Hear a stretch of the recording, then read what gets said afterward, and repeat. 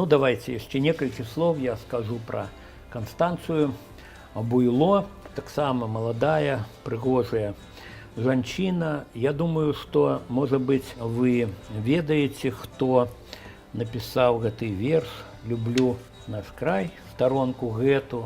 Гэта напісала Канстанцыя Буйло, і таксама моя гераіня, яе юначымі вершамі захапляўся Янка Купала.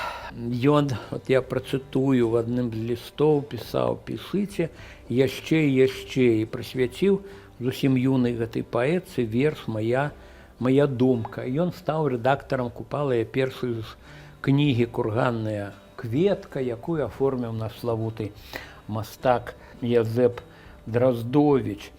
І у 1914 годзе па рэкамендацыі цёткі, цётка яшчэ была як бы на гэтым свеце жывой, Канстанцыя Буйло прыехала ў Полацак, мой родны, і стала загадчыцай там беларускай кнігарні. Ну і на, дарэчы, нарадзілася у Вільні, вось таксама як шмат што з нашых дзеячоў, а потым яна жыла пасля замужжа ў Маскве доўгі час, маўчала як паэтка у той крывавай віхуры сталінскіх рэпрэсій, загінуў яе муж, але потым пасля другой сусветнай назноў падала голас, і яна